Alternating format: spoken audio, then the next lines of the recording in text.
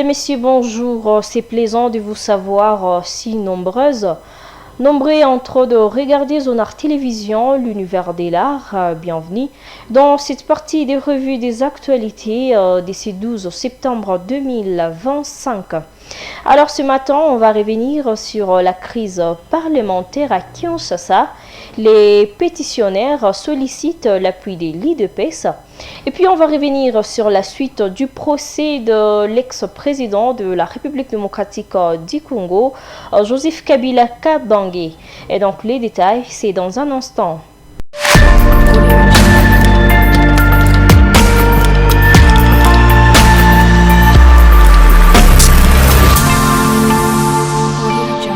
À quelques jours de la rentrée parlementaire prévue le 15 septembre 2025, la tension persiste à l'Assemblée nationale.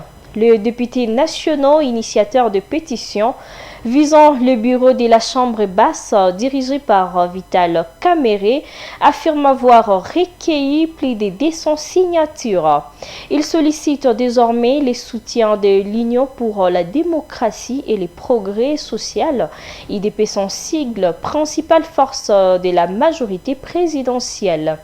Après une rencontre le 10 septembre avec le secrétaire général de l'UDPS, Augustin Kabouya, les pétitionnaires ont exprimé leur volonté de voir le parti présidentiel accompagner leur démarche. Et voilà, Kabouya a indiqué qu'il consulterait Félix Tshisekedi avant toute prise de position. Cette initiative qui met directement en cause Vital Kamerhe traduit les divisions internes de la majorité alors que les chefs de l'État avaient appelé à une rentrée sereine axée sur les priorités nationales.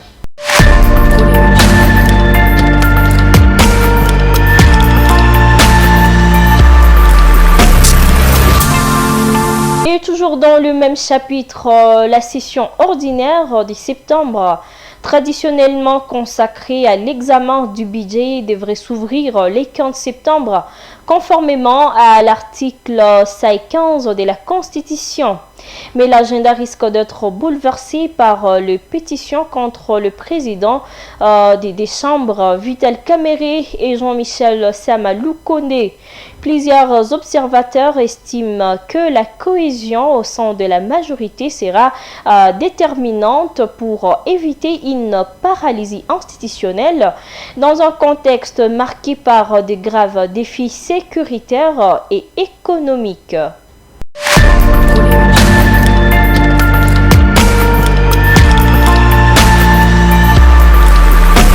Puis changeons de chapitre pour parler de la situation sécuritaire au Nord Kivu.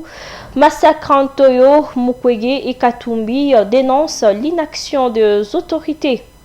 Au Nord Kivu, les bilans des attaques menées les 8 et les 9 septembre par les ADF dans les localités d'Ntoyo et Fotodou s'élèvent à plus de 90 morts selon des sources officielles et locales.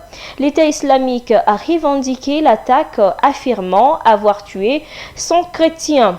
Le prix Nobel de la paix Denis Mukwege a condamné un crime de masse commis dans un vide de gouvernance sécuritaire, soulignant que la paix durable ne viendra ni de Washington ni de Doha. Il appelle à un réveil collectif pour recouvrer l'humanité et la dignité. De son côté, Moïse Katumbi a dénoncé l'échec de l'État à protéger les droits sacrés de la vie, pointant l'inefficacité de l'état des sièges dans les provinces concernées.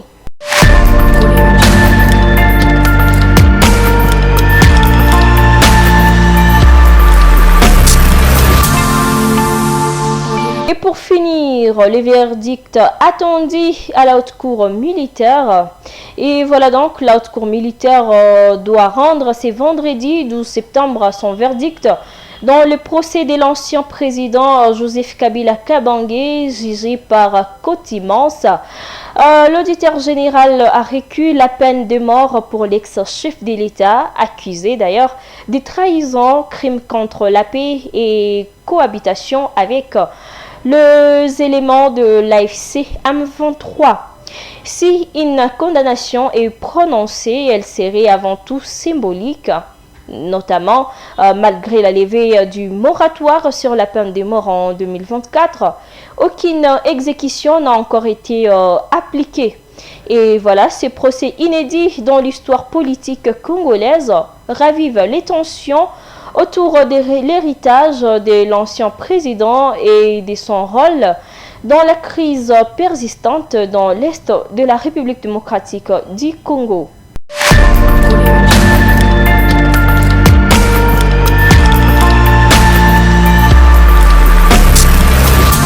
Et c'est par cette nouvelle que nous mettons point à ces quelques actualités passées en revue sur Zonar Télévision. Le verdict de Kabila sera poursuivi dans la prochaine production. Restez scotchés et portez-vous bien.